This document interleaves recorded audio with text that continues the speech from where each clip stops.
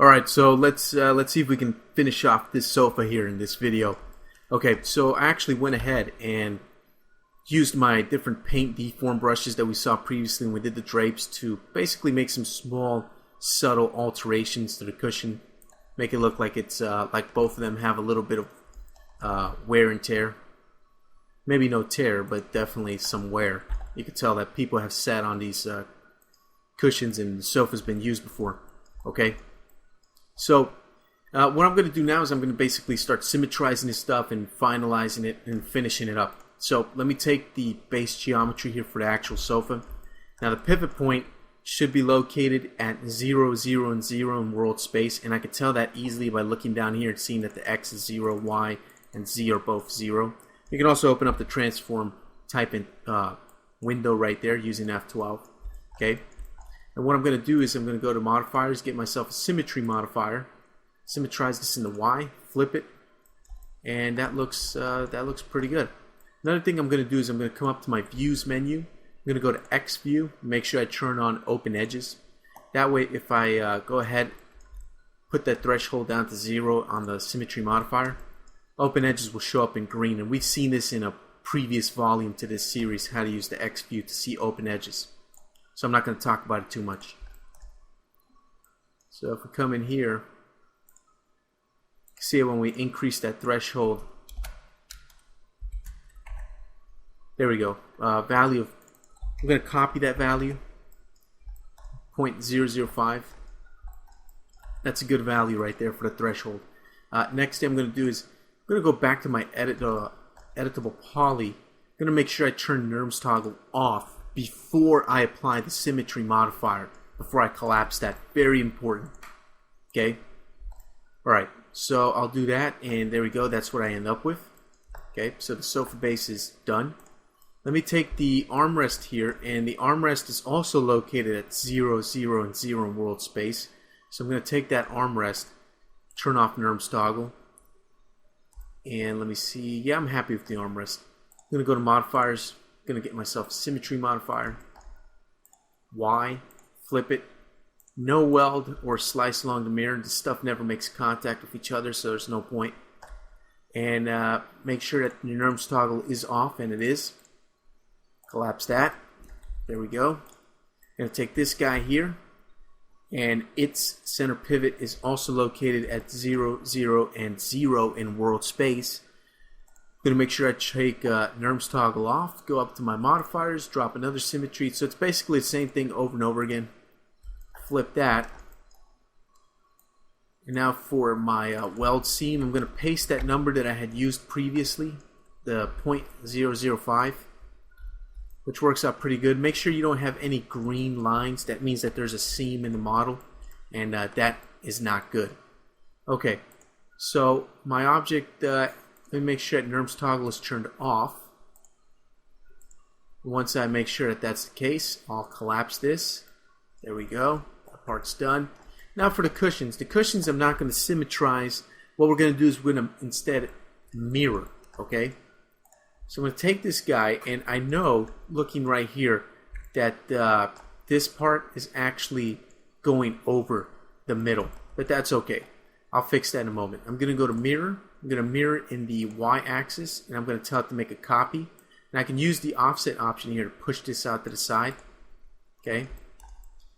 And what I'm going to do is I'm basically going to mirror this, push it off until the point where it's kind of touching the armrest a little bit right there.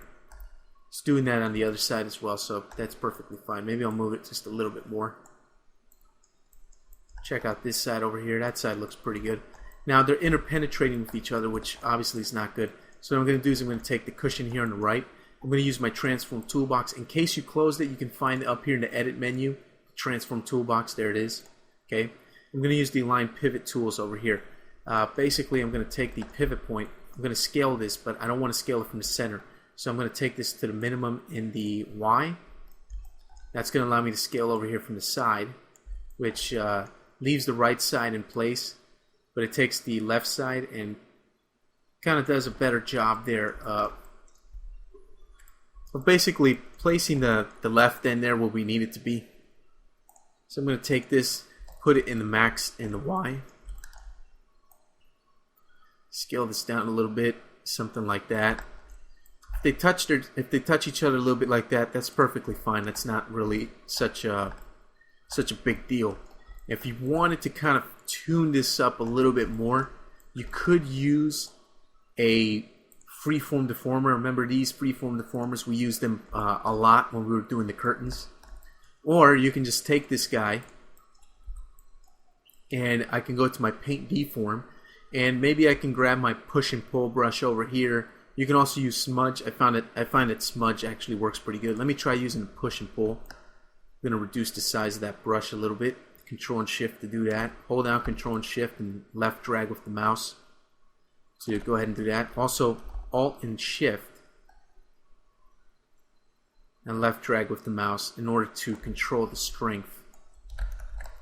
And that actually is not going to work out that great. But I can fix that up just a little bit right there. Just push that out a little bit. Use Alt to push it back in. Gonna do the same for this guy.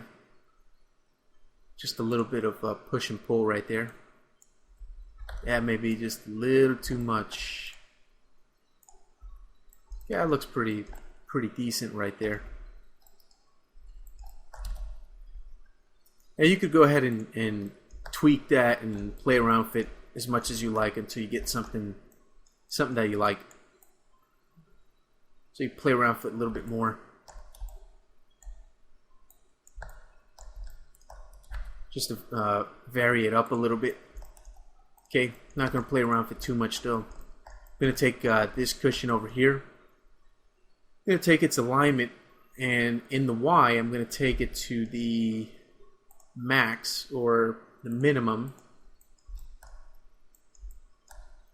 Scale that down just a bit, like that. I'm going to take this guy and I'm going to mirror it in the Y with a copy. Hit OK. You can see it put it on the other end. So to do this a little bit quicker, I'm going to take this guy, I'm going to take its Y, place it at the max, and then I'm going to mirror it from here in the Y with a copy. And it's pretty much going to place it where it needs to go, like so. Looks like it's interpenetrating right here just a little bit. So I'll tell you what I'm going to do. I'm going to go up here to my paint deform. I'm going to get my smudge.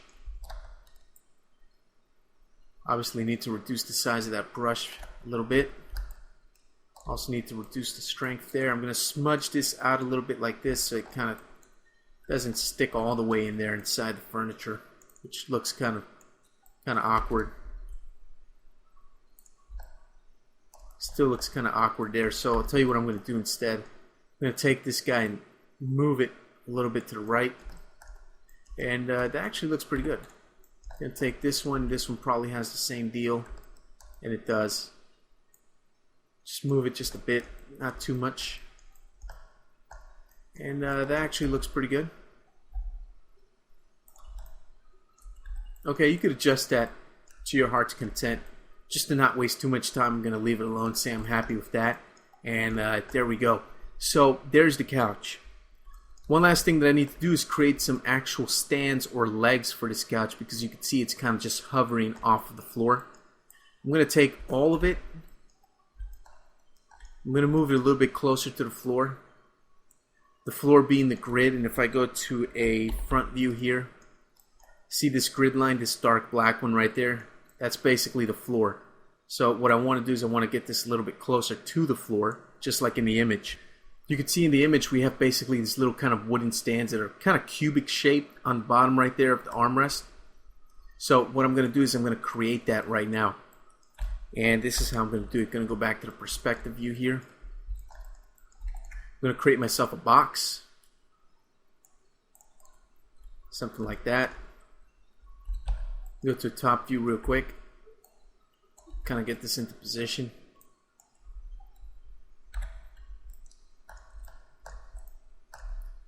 Something like this is probably going to work out pretty good. Let me turn on my snapping here. I'm going to snap it probably to this bottom vertex right there in the middle.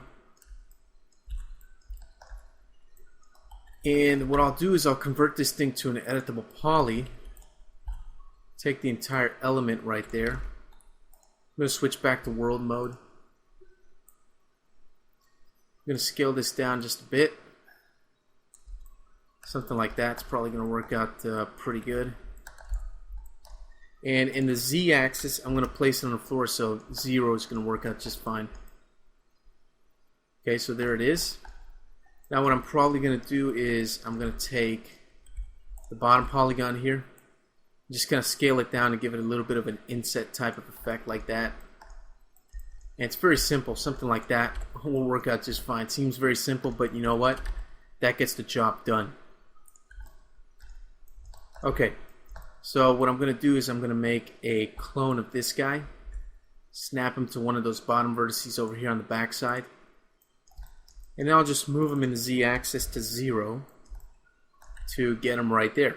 Okay, so there we go. There's our stands. So now what I'm going to do is I'm going to use the attach tool, attach them so they're both one object. I'm also going to take the center pivot point, use the transform type in tool here. I'm going to place the pivot point at 0, 0, and 0 in world space.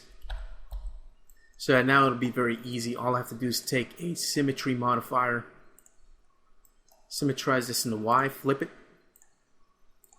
I'm not going to weld in the seam, and I'm not going to slice along the mirror either. I'm going to go ahead and collapse that, and there we go. There's the stands, and I'm going to rename that. I'm going to call it sofa stands for lack of a better name. I'm sure they have a much better name in real life, but again, not a furniture expert.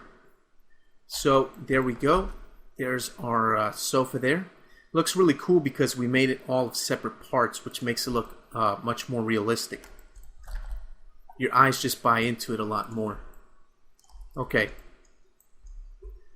Now but not least, we have to figure out how we're going to get this out of the scene, because we created this in a brand new scene. Eventually we have to take this and place it inside of the living room of our house so that our fictional characters can watch some TV. So how are we going to do that? How are we going to go ahead and place this in the house? Well, just as we've done before in situations like this, the best way to do this is by using containers. So I'm going to select everything. I'm going to go up to my Tools menu, go to the Container sub-menu, and I'm going to go ahead and create container from selection with all of these things selected.